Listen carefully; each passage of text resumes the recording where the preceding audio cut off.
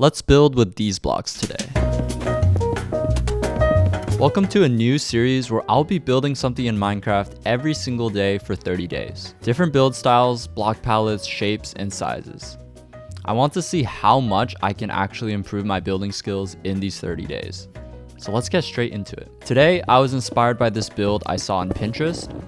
I wanted to make something similar but using blue tone blocks to create a bit of a fantasy theme for the roof. So after building the tower, I created a layout for an L-shaped house with some of the bricks still exposed at the back, almost like a ruined brick fort was expanded upon to build this house. I'm going for a very simple starter house type of vibe using the classic oak log framework and spruce wood. For the roof, I'm going for deep slate for a nice dark trim to contrast against my bright blue blocks. After figuring out the shape of my roof, I'm going back to fix the proportions of the tower and then adding some details to the oak frame before finally filling in my roof with my blue blocks. Everything is super crude and one tone, so I'll be texturing it up later. I honestly used to make a lot of similar houses as building tutorials, so this is still very much in my comfort zone. In the coming episodes, I'll be challenging myself to go even bigger and bolder with my building style. So comment down below what I should build in the future videos.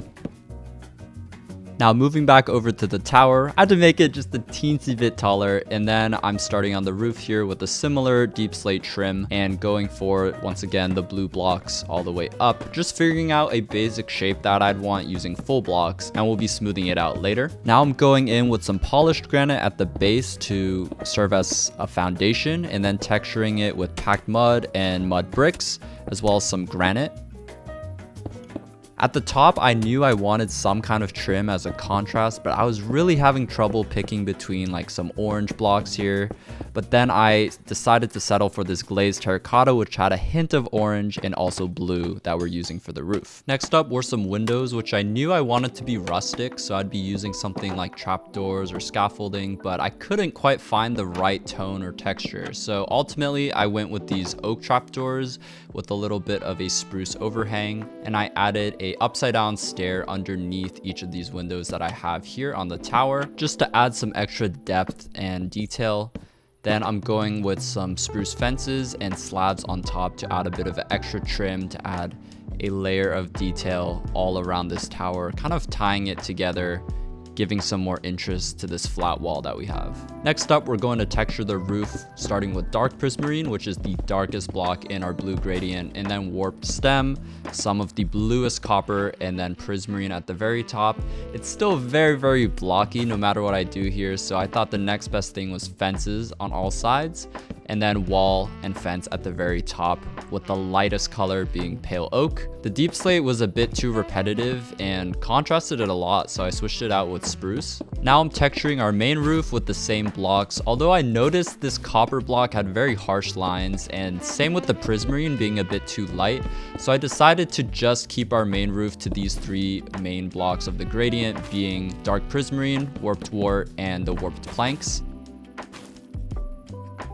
And now I'm texturing a bit more with some slabs and just smoothing things out, making it a bit more of a rundown, rustic look. I had a big chunk of plain roof here, so I'm like, why not add a little widow's peak or whatever the heck these are called? Widow's peak is for your head. No, roof peak. Yeah, using warped stem and some more deep slate there, but this is just way too wide, what I have going on.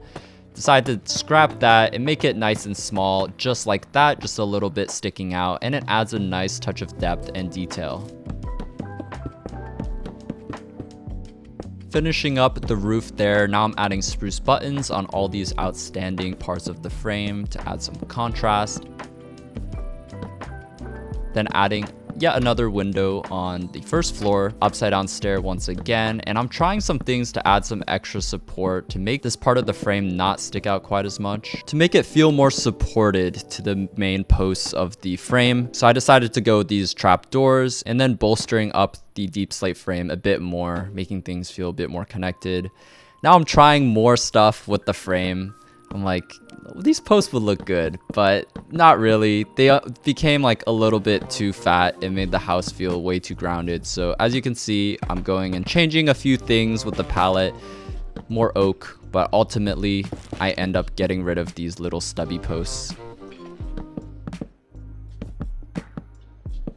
I'm not gonna lie guys, I think the most awkward part about these A-frame houses are this empty space in between the peaks, which I'm just texturing with a bit of stripped birch and birch planks, but it just feels so plain, you know. I've been debating what kind of details I exactly want to add up there, so I procrastinated by detailing the rest of these windows, adding some shutters, but at this point my OBS stopped recording, so we have some replay mod footage here, and I decided to go for some bushes because I could have a flower bed, but it's a bit out of the way. It doesn't make a lot of sense. For the finishing details here, we added a little overhang to store some chests and barrels, a little potted plant, and using the same bush design from earlier on this other side, and adding one of my all-time favorite decorations here, the hanging plant with a chain, a pot, and really any kind of plant. It looks amazing.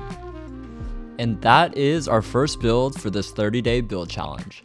I'm honestly really happy with the result, especially for being a bit rusty on these newer building techniques like gradients and all these things, building in general. It's been a while, so I'll be uploading all of these 30 builds on a regular basis, but not daily.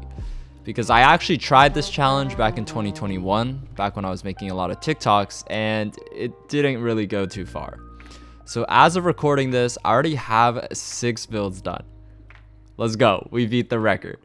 But it hasn't really been on an everyday basis. The whole point of this challenge is to build the habit of building and uploading consistently for myself, and I don't want to burn myself out from having to do a build and an upload every single day. This was also inspired by a YouTuber I got recommended called Rowann, who successfully did this for 100 days. Super cool. I highly recommend you check him out. He did 100 houses every single day, and it's amazing. It's so cool. So that's gonna be it for this video. Thank you very much for watching, and I hope you stick around to see the next one.